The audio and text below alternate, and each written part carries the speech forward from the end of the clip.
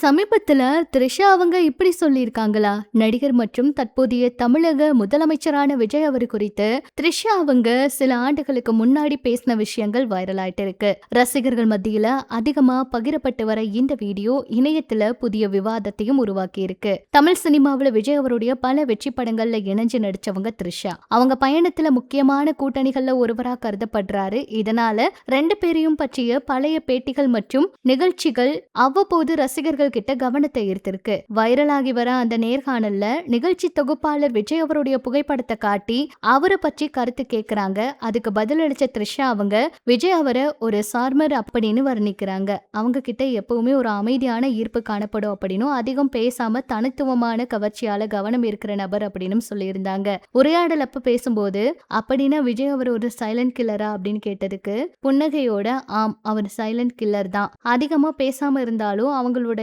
இருப்ப பலரையும் கவரும் வகையில் இருக்கும் அப்படின்னு த்ரிஷா சொல்லியிருக்காங்க.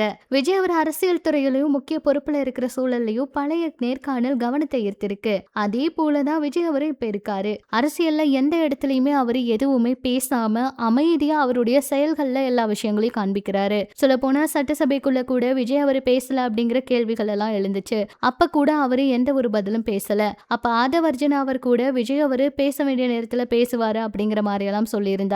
கொளத்தூர்ல எங்க முதல்வர் பேசினது தெரியுமா, ஞாபகம் இருக்கா அப்படிங்கிற மாதிரி எல்லாம் பேச்சை பேசியிருந்தாரு. சமீபத்துல இந்த வீடியோக்கள் வைரலானதை தொடர்ந்து உண்மைதான், விஜய் அவர் சைலண்ட் கில்லர் தான், எந்த ஒரு இடத்துலயும் எதுவும் பேசாம அவரோட செயல்கள் வழியா எல்லாத்தையுமே நிரூபிக்கிறாரு அப்படின்னு சொல்றாங்க. நிறைய பேர் இன்னைக்கு சட்டசபையில கூட இந்த மகளிர் பாதுகாப்பு இப்படிப்பட்ட பல கேள்விகள் எழுப்பினதுக்கெல்லாம் விஜய் அவர் கோபத்தோட எந்த ஒரு பதிலும் கொடுக்கல. அவர் நேரடியா எந்த ஒரு பதிலும் கொடுக்காததும், பத்திரிகையாளர்களை சந்திக்காம இருக்கிறதும் மிகப்பெரிய குழப்பத்தை ஏற்படுத்தினாலும் ஏன் இவருடைய அரசியல் ரொம்ப வித்தியாசமா இருக்கு அப்படிங்கிற கேள்விகளையும் ஏற்படுத்தி இருக்கு. தமிழர்களின் பெருமை ஒரே மேடையில் வெளியிட போகின்றது. இது ஒரு celebration of greatness. எதிர்வரும் ஜூன் 20 சனிக்கிழமை Legends and Icons Awards 2026. Vijay அவர் இப்போ வரைக்குமே எங்கேயுமே பேசவும் கிடையாது, எந்த ஒரு விஷயத்தையும் சொல்லவும் கிடையாது. இப்படி ரொம்ப அமைதியா இருக்கிறதே மிகப்பெரிய விஷயமா பார்க்கப்படுது. இந்த நிலையில சமீபத்துல கூட அவரு சட்டசபையில பேசுவாராங்கிற பல கேள்விகள் இருந்த நிலையில அங்கேயும் அவரு பேசாம விட்டுட்டாரு. எதிர்கட்சியினர் நேரடியாவே அவரை தாக்கி நிறைய விஷயங்கள் பதிவு பண்ணிட்டு இருக்காங்க. ஏன் இப்படி நேரடியா பேச மாட்டீங்க அப்படின்னு எல்லாம் கூட சொல்லிட்டு இருக்காங்க. சட்டமன்றத்துல நேரலை ஒளிபரப்பு நிறுத்தம், இதுக்கு கூட நிறைய விமர்சனங்கள் எல்லாம் பண்ணாங்க.